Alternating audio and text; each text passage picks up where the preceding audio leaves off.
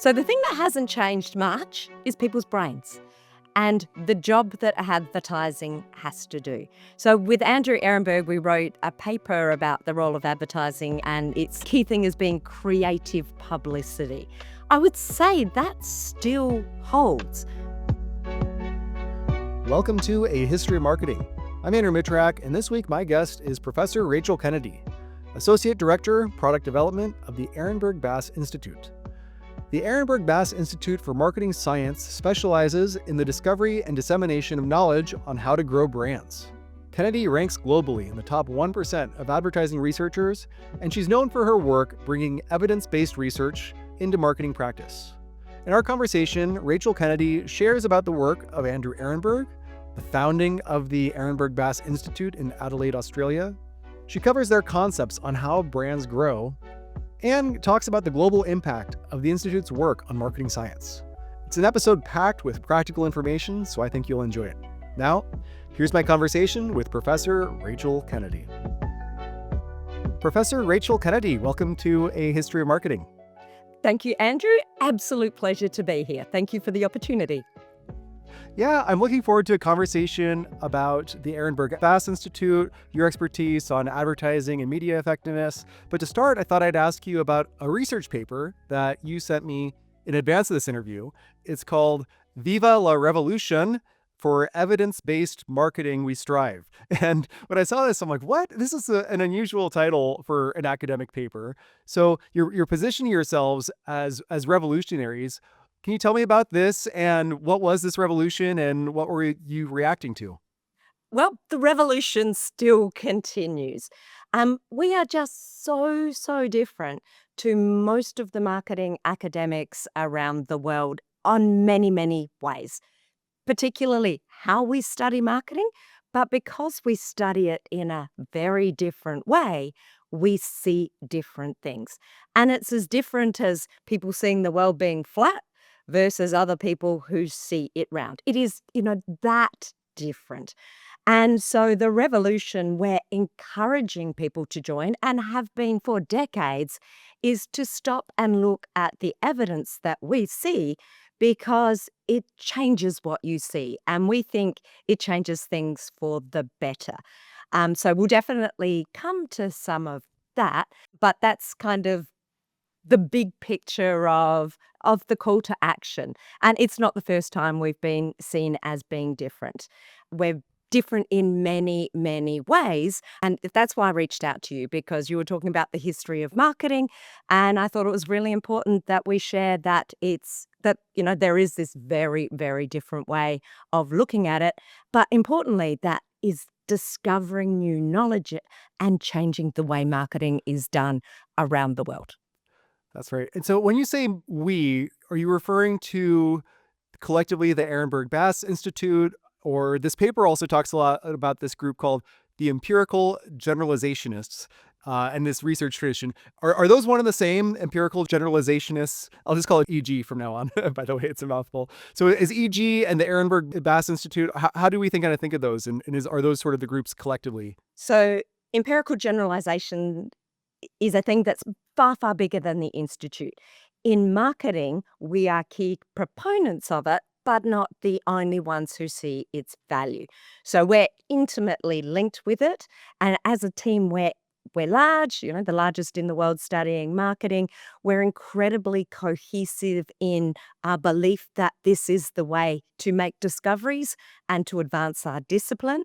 So we are, disciples and trying to spread the word, and we live and breathe it, but others do as well. And the idea of coming up with empirical generalizations is broader than marketing. And in fact, what we do is take the approaches that are done in the physical sciences, the ways of studying the world, and we take them to study the things marketers are interested in. So how do brands compete with each other? How do brands grow? How do marketing levers work? So we study them in the same way that physical scientists do, which begins with pattern spotting. So describing the world that we're interested in, ideally with as much data as possible, importantly across diverse conditions or data that's collected in different ways, so survey, behavioural data, the more diverse the better. So we pattern spot and across known conditions document how things are related. So we're very focused on sameness. Where are things the same? And documenting conditions where they're not.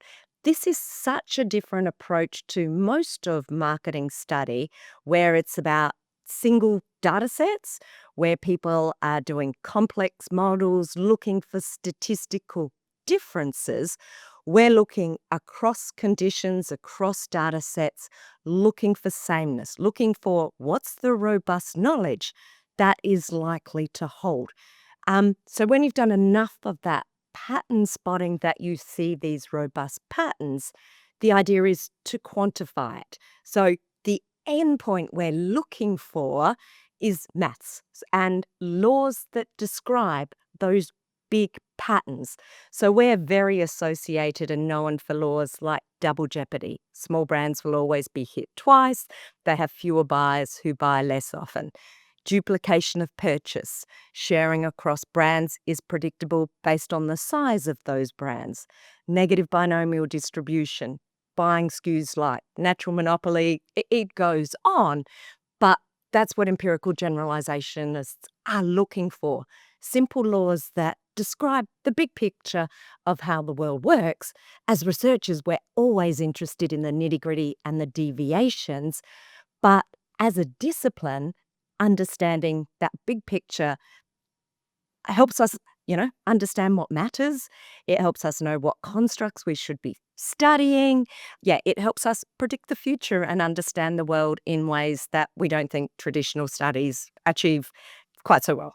So can you tell me, where did this idea of empirical generalization come from? Who were sort of the originators of this thought? And also if you can share how you came across it for the first time. Sure. So personally and kind of as the institute, because as you'll see in our name, we're the Ehrenberg-Bass Institute for Marketing Science. So, we're inspired by both of those individuals. I'll talk about Frank first. I never got to meet him, but definitely inspired by his work. So both of the marketing professors, both born in the same year, both very quantitative in their background. So Frank Bass, studied maths at Harvard.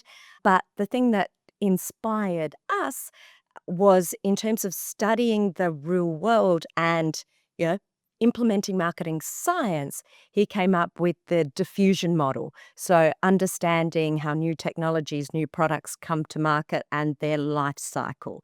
So studying the real world underpinned by data and quantifying it in models. That's kind of core to what we believe matters.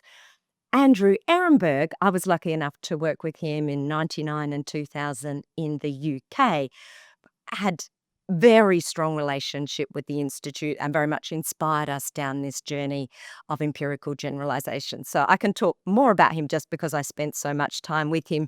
And in terms of your history channel, can probably share a few more snippets, which are really important to me and important, I think, to our journey as an institute as well as my own journey. So he was originally born in Germany. His father was a staunch critic of the Nazis, so his family had to move to the UK. He studied statistics, so highly trained statistician.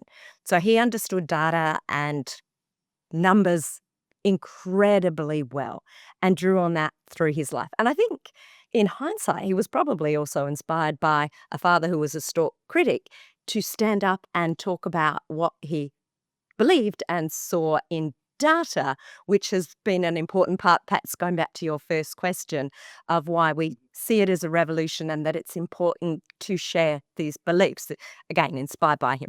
Anyway, so he was a statistician. He was employed by Atworths, I think was the name of a large panel provider, to analyse their data across different categories. And marketers kept asking him to do things like the report on the loyalty of brands. He was looking at the data. He wasn't a marketer. He was a statistician. And he go, why do they keep talking about loyalty when I look at what people buy and they're not loyal? and their buying skews light, things that were in total contrast to the language and what the marketers were wanting him to see in the data. So that led him to this journey of documenting the patterns in buyer behavior data, so patterns about how people buy and how brands compete with each other, that led him to make some incredibly important discoveries in marketing, like the negative binomial distribution, that brands have these predictable patterns in terms of how people buy them, how they compete. So he definitely was my inspiration. So not only did he talk about how, you know, there were these patterns in marketing that we should document. He was published in Nature, top scientific journal, showing these patterns along with many, many other places. So he shared that message. He also was heavily focused on how it is that you share information. So, he wrote a book about data reduction so that you can see these patterns. So, yeah, many things about him inspired us in our journey. So you mentioned negative binomial distribution, and that's one that I've seen come up in the work of the Ehrenberg Institute, and it's mentioned in the paper that you sent over. And I'm not a mathematician. Uh, those words, negative binomial distribution, Dirichlet. I hope I'm pronouncing that correctly. Could you explain this concept to somebody who's not an expert in math? What is sort of the overall dummy version of how to think about this idea? Okay, so there are two different things there which do come together. But the NBD Dirichlet is a model that Andrew Ehrenberg, with colleagues Gerald Goodhart and Mark Uncles and others, brought together. And it is the maths that describes a lot of those laws that I mentioned earlier. So embedded in that total model is the maths for double jeopardy, duplication of purchase, natural monopoly. So it is maths that describes how brands compete with each other. So the negative binomial distribution part is a pattern that we see that all brands hold. Big brands, small brands, brands in different markets across categories. And when you fit that maths, it gives you the number of how many people will buy a brand once in a year, twice, 50 times, if that's relevant to the category. So it's relatively simple maths, beyond me to create, but relatively simple. But it describes the big patterns that we see time and time again. And if I was to come back to your idea of you being revolutionaries and what you're reacting against, I think one concept that might be a myth or something that's not backed up by the data is something like a 80-20 Pareto principle, or things like that are sort of myths you hear bandied about. Even though that one's called a law, that is not what we see in the data. It's not what we see in the real world. And the NBD would be a better reflection of what you see in the data and what you see in the real world, and something that would contradict like more of an 80-20. Absolutely. And maths is a simplification of the world. Yep. E equals MC squared. Yep. It describes it really, really well. It gives you the big picture. It helps you understand what matters. And it's the same with the NBD Dirichlet. Within the Institute, we've had now decades of testing it. Does it fit really well for durables in the same way that it does packaged goods? How do services look? So it gives us the big picture, and it has proven itself to be remarkably accurate. I'm not saying perfect, but remarkably accurate. And it focuses marketers on the things that matter most. So that's kind of the maths part of it. But kind of as an institute and as scientists, that's absolutely critical and part of the journey. But we're also interested in, well, what does that tell us about theory? What does that tell us about the constructs that really matter to marketers? So by understanding those patterns, there are very clear lessons. So, big picture, if a brand wants to grow, penetration is king. You don't get there without nudging more buyers towards your brand. So that then has to become a metric that marketers matter. So Andrew was incredibly important. We named our institute out of him. We continue to talk about him all of the time, and inspired by him and Gerald Goodhart, Frank Bass, others. But we've continued that journey of pattern spotting and translating what those patterns mean for practice. And that's where, again, in terms of you asked the question of what is this revolution, as an institute, we're very focused on taking that maths and translating it into practice. Our mission is to create discoveries about marketing and the things that matter and to disseminate that knowledge so we have a real world impact. So we work closely with industry, and I mean every day we're working from C-suite across the diversity of different marketing roles. In fact, we work with anyone who's interested in evidence-based growth. And so we're working closely with them to translate what we see in the data and work with them to implement what makes sense and then getting feedback on what works that creates this virtuous cycle.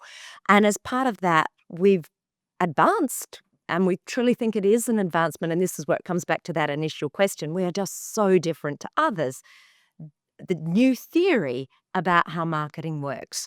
So we think growth is underpinned by, two dominant pillars, mental and physical availability. And when we see brands grow, it's because they're able to step change their mental and or physical availability. So they come to mind for more people in the range of situations where they might buy. They remove barriers so they're easier to buy. And through doing those things, they nudge penetration. They're bought by more people more often. And yeah, so that's the journey we're on. I'm going to ask you more about that journey, but I want to define one other thing that's been brought up a couple times, and that's double jeopardy. So the double jeopardy law, could you explain that one to me? Yeah, and it's quite simple algebra. If I had a screen, I would share it with you, but you don't even need the algebra once you understand it. The law just says it's a law of loyalty, and how much loyalty a brand should have is predictable based on the size of that brand. The law, when you put it in words, is small brands will always be hit twice. They have fewer buyers than bigger brands, and those buyers buy them slightly less on average, or they're slightly less loyal on average. Flip side of that is bigger brands win, they have more people who buy them, and those buyers buy them more often. So any brand can apply that algebra or get its benchmark or norm to check that it has the loyalty that it should. And being laws, they nearly always do. But the real world's messy. And you do see sometimes where a brand might have more loyalty than it should or less. And through this journey of decades of just checking and looking, well, does doctors prescribing show the same patterns that we see of households buying? Or do people who buy aeroplanes have the same loyalty to brands that we see in services? We keep seeing that double jeopardy does hold, that these patterns are incredibly robust, but there are some known deviations. So private label predictably looks a bit different. And now that we know it, it makes sense because private label have limited physical availability. So they look like big brands where they're available, but across the total market, unless you look at them in aggregate, they look different because even people who would buy them can't. You can't buy a Tesco brand if you're in Sainsbury, or you can't buy, a Lidl brand if you're in Walmart. I'm going to ask you about how the Institute works with real brands in the world. And I want to kind of use this double jeopardy law as an example because it seems very useful for a big brand to be aware of this.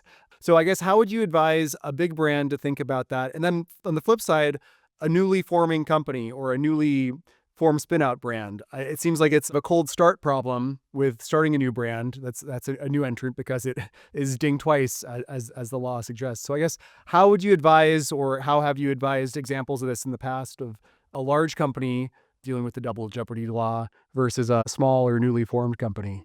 It's equally important to both. Doesn't matter if you're a big or a small brand, it's important that you understand how the real world works.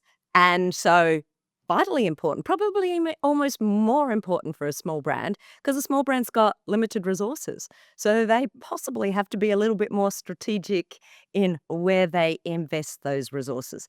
So the law just gives us the benchmarks and it gives us the understanding of how the world works. And also, it shows us what success will look like. So, if you're a small brand starting out and you're putting your mortgage on the line to make this a success, don't you want to know what success looks like? I would if it was my money. It shows them what success looks like if they want to be bigger. And so it shows them the thing to focus on more if you want to be bigger is getting more buyers, removing barriers that stop some people buying you. So, as a launch brand, why are some people not buying you? Is it that they've just never heard of you? So, maybe you need to advertise. Is it that they can't find you, even if they've heard of you because they've seen you on TikTok or whatever, but your link to buy doesn't work? Fix that problem. So it helps you know where to focus your efforts, gives you a benchmark that even if you are a small brand that says, yes, you'll have lower loyalty, but are you getting the loyalty that you should for a brand of your size? Is one implication, and this might be me oversimplifying, is it the idea of, hey, if you're newly starting, it might be an argument for going for breadth versus depth, for going for many customers versus just going for one single high-paying customer. Are those kinds of the ideas that I would think about as a company that was interpreting this law, or am I am I oversimplifying it No, there? not at all. And simplification is really important. That's vital to understand the world. I mean, when you are very, very tiny, you might be, putting all of your effort in to have just that one customers. And we do see time and time again that small brands can be a bit different to bigger brands, in likes of loyalty. If you've only got one brand, then that is different to a brand with millions. But yeah, it is useful to know what the world looks like so we know what to focus on and to have those benchmarks to go, well, for your size, are you looking like you should or not? And if you want to be bigger, knowing what that will take and what are the levers that you should be moving and what success will look like. So you know if you're actually getting there or not. So we've talked about Andrew Ehrenberg and Frank Bass, and we've talked about some of the core ideas. Can you tell me more about the Ehrenberg-Bass Institute itself? What is the institute? Who are the people there? What is sort of the makeup of the institute itself?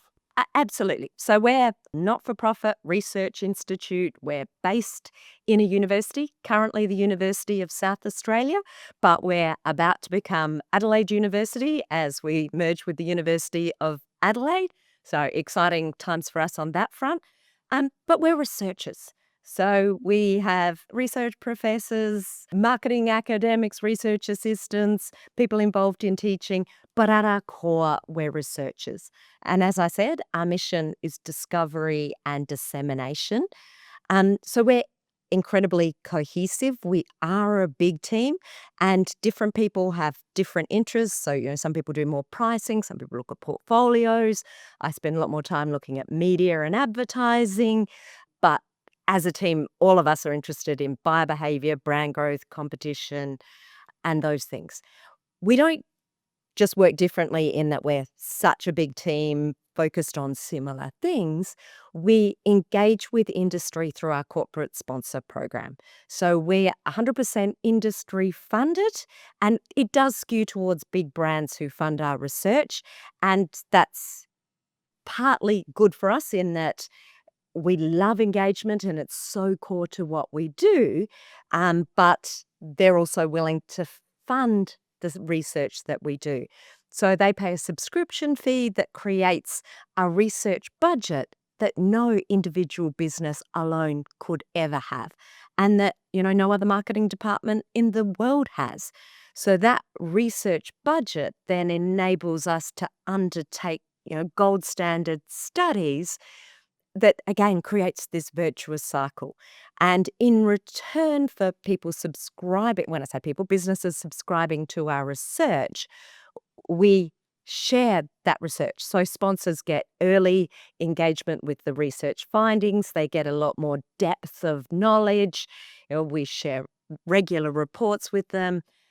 We're frequently in their offices or involved in their planning days, sharing research and giving them feedback on what they're doing. They're giving us feedback on our research, telling us what their challenges are. So because we work across so many different industries all around the world, and we're constantly getting that feedback. And we also have industry boards. So we've got a North American board, we've got an Australasian board, and a European board. So we've got people from C-suite giving us feedback on what we do. We know what are the challenges that brands face. What don't they understand about our research? What keeps them awake at night? So that then feeds into what are the research studies that we conduct, and it creates this virtuous cycle where industry wins, and the fact that, decades on, they keep engaging suggests that they do. Otherwise, why would they part with, their hard-earned money? We win because we get that challenge, that feedback, access to data, all of those things that help us do better research.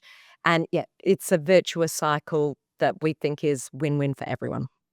Today, you're among the top 1% of advertising researchers, and advertising and media effectiveness really seems to be one of your areas of expertise and focus.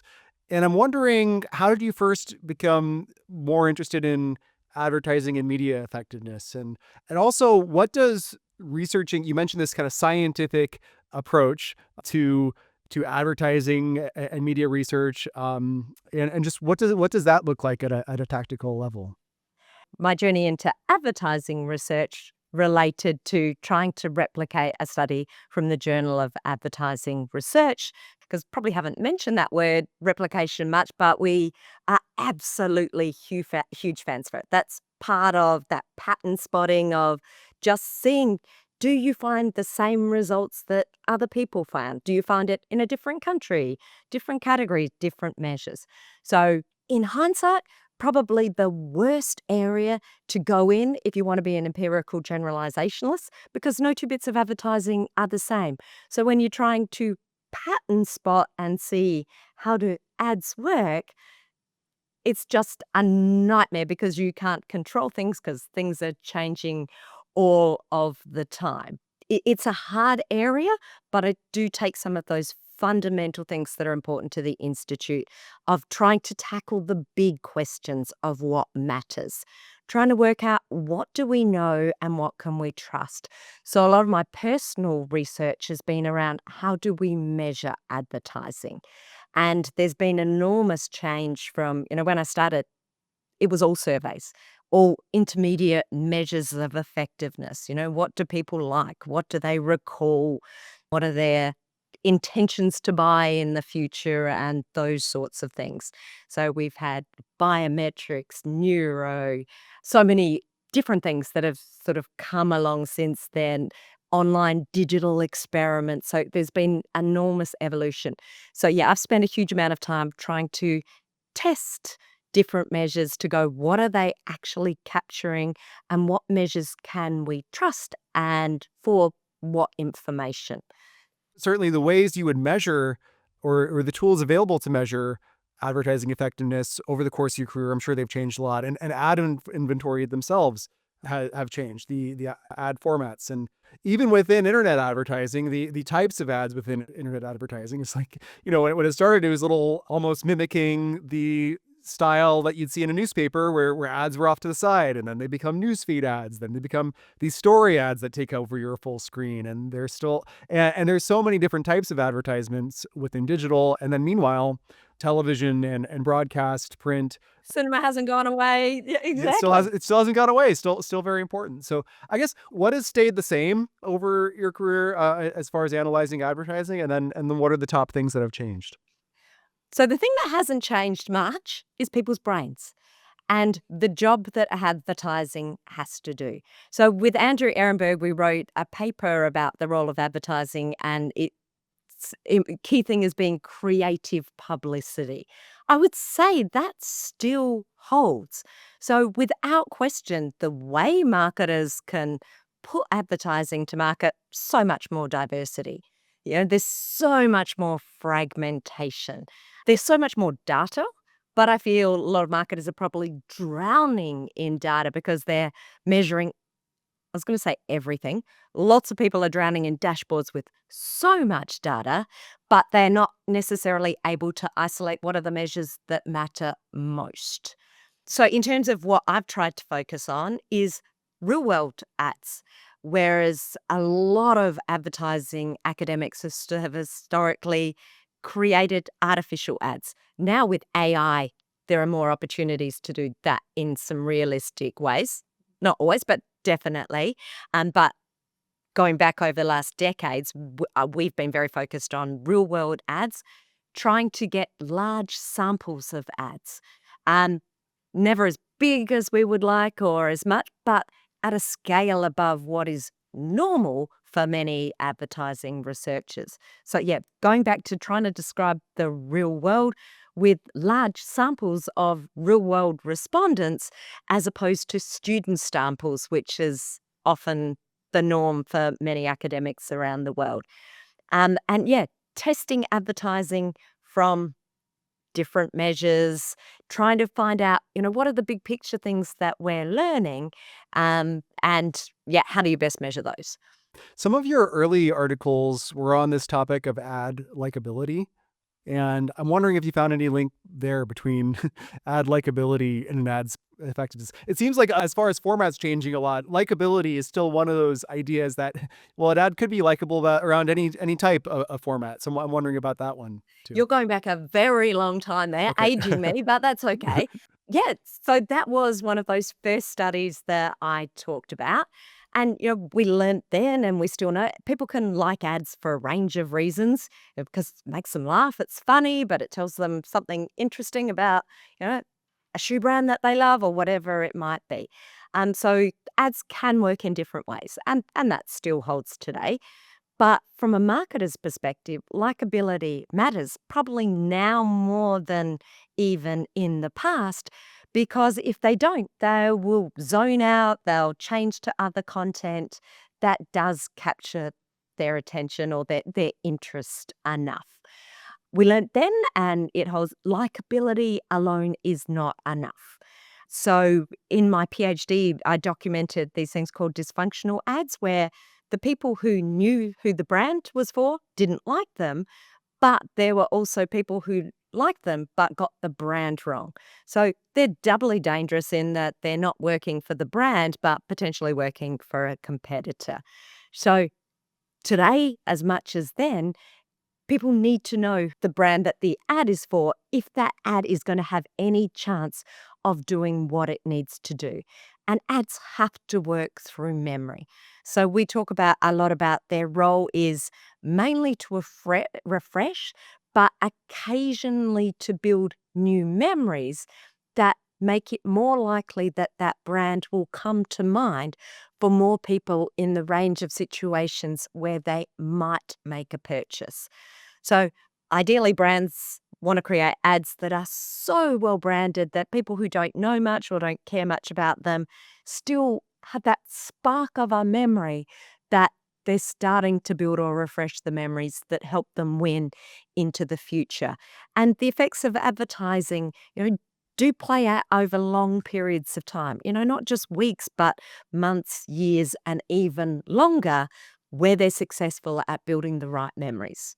Some of your other articles were around this idea of when brands go dark. And by the way, I love your use of language because that is an article that you just want to click on and read, right? There's just something that's really intriguing about that. So can you share more about this research and what you found?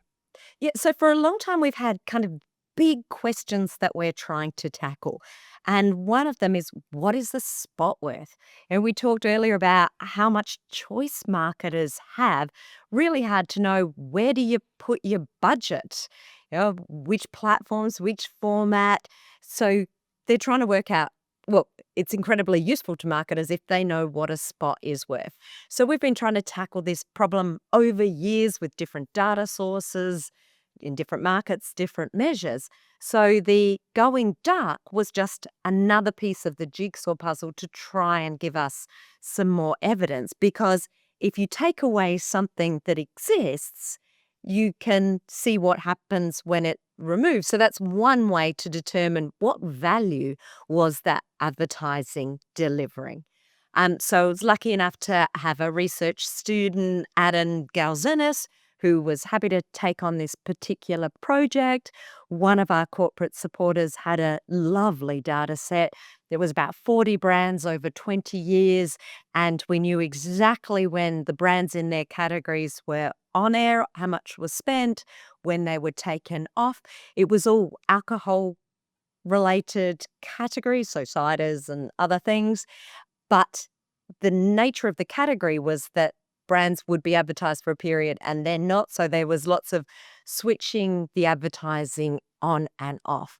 So we started that fundamental pattern spotting of describing what happens to sales when brands stop advertising. And there were very clear patterns that hold, and we isolated some of the conditions that matter. So when you stop, sales do go down, and we quantified that, like in that process we were talking before, and isolated conditions where you see more of an impact. So small brands are hit more than bigger brands, brands that were already declining in sales. If they took advertising up, that sped it up. So that was our first paper. And then, as good scientists do, we knew that it was important to replicate. That one got lots of traction. And so we kind of went, yes, people understand what we're trying to do here. So we then had a PhD student, because the engine of a research institute is research students. They can devote 3 years of their life to studying one thing.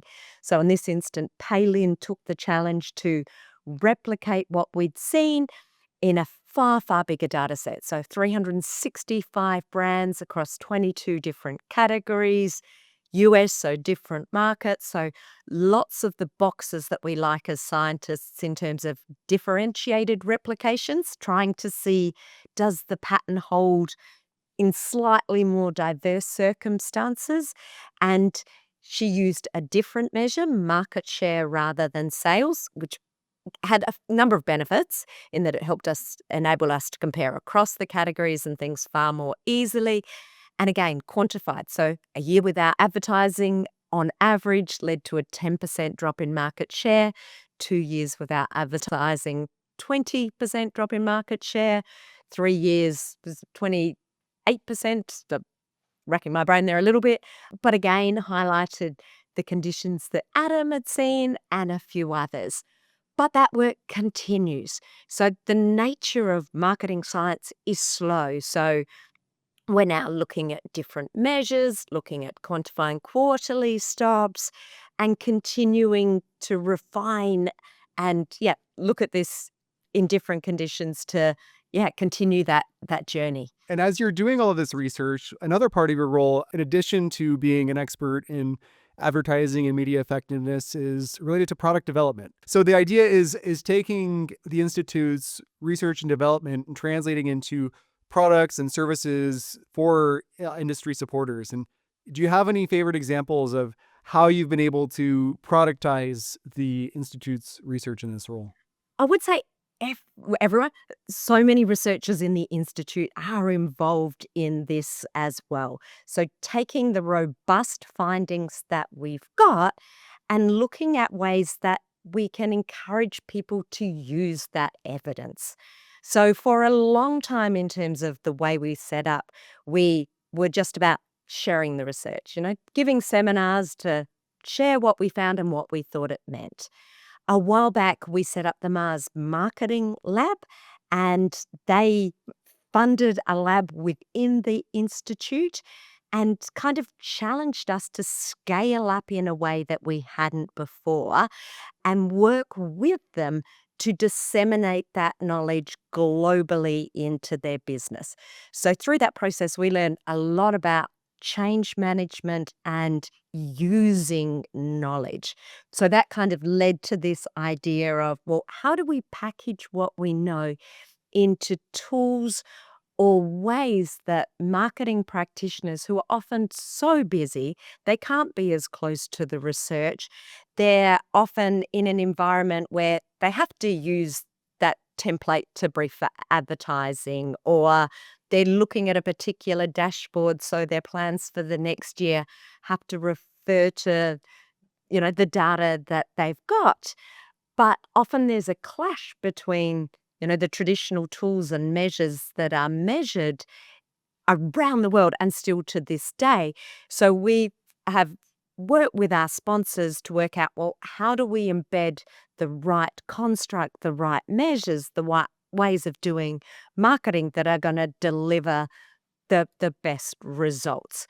So, we've developed tools where we measure distinctive assets, category entry points, do reviews of media plans, reviews of dashboards, or whatever it might be. I think you asked what was my favorite.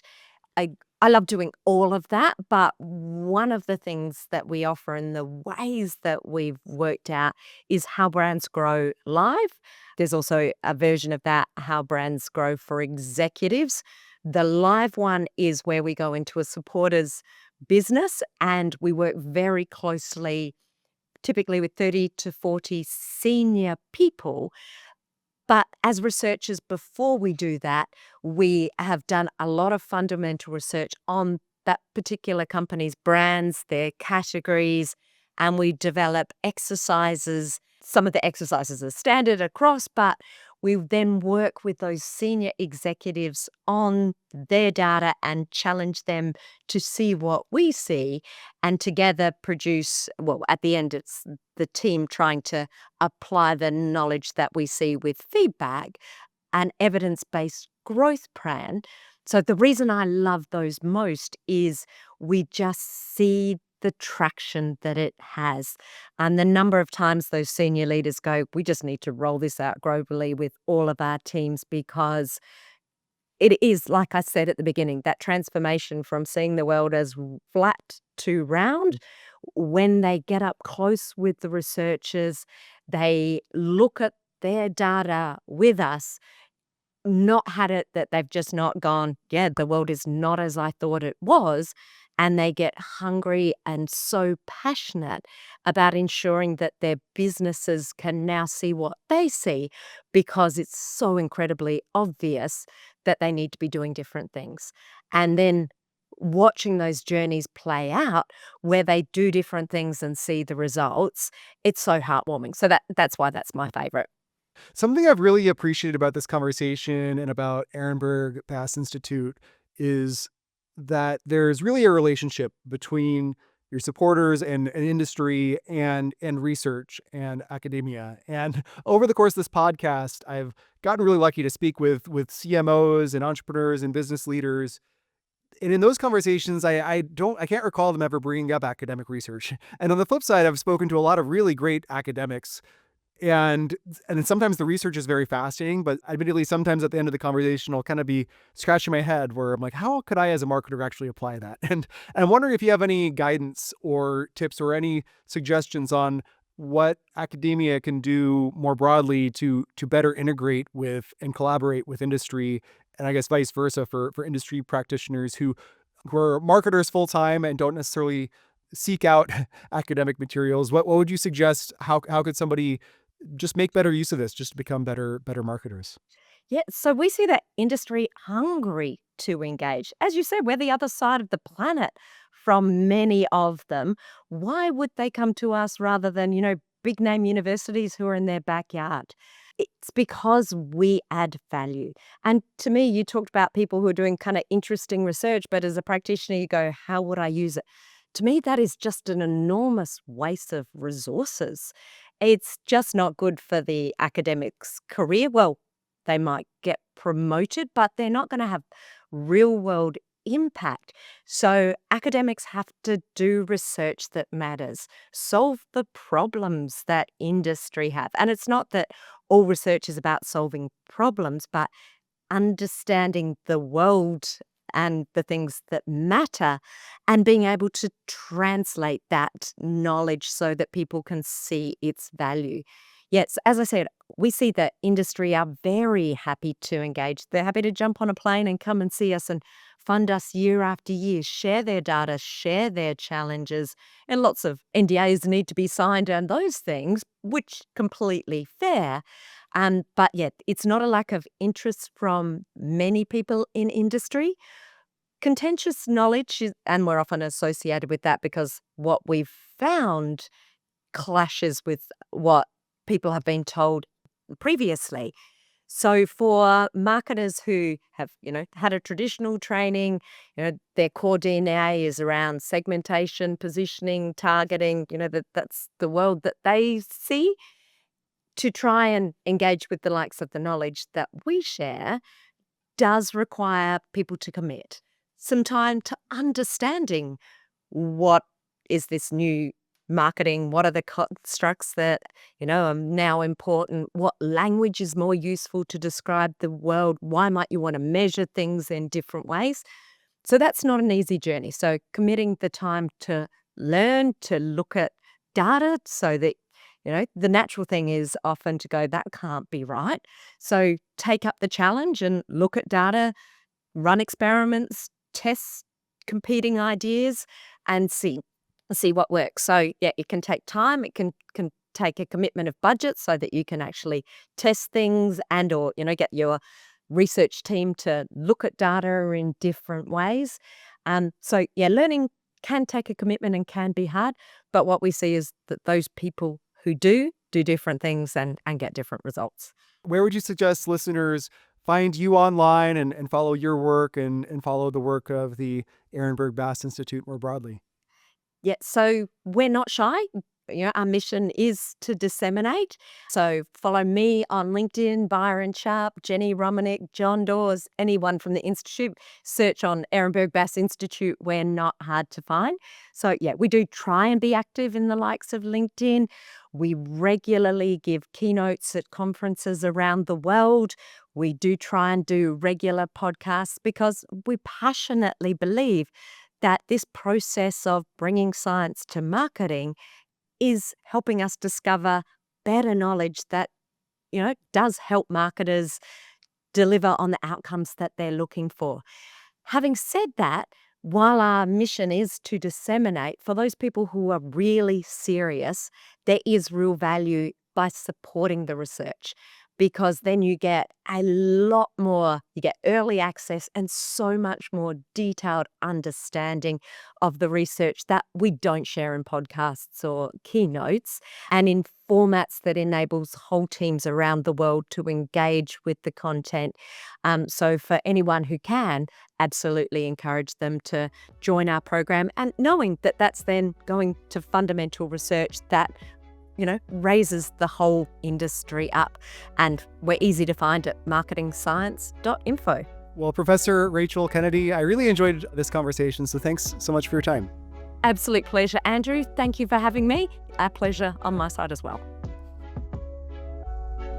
A History of Marketing is written and produced by me, Andrew Mitrak. If you'd like new episodes delivered right to your inbox, visit marketinghistory.org. There, you can also find transcripts of every conversation, including helpful links, images, videos, and other blog posts about marketing history. You can send me an email at hello@marketinghistory.org. If you'd like to support A History of Marketing, consider leaving a review on your favorite podcasting app, or better yet, tell a friend about the show. Thanks for listening.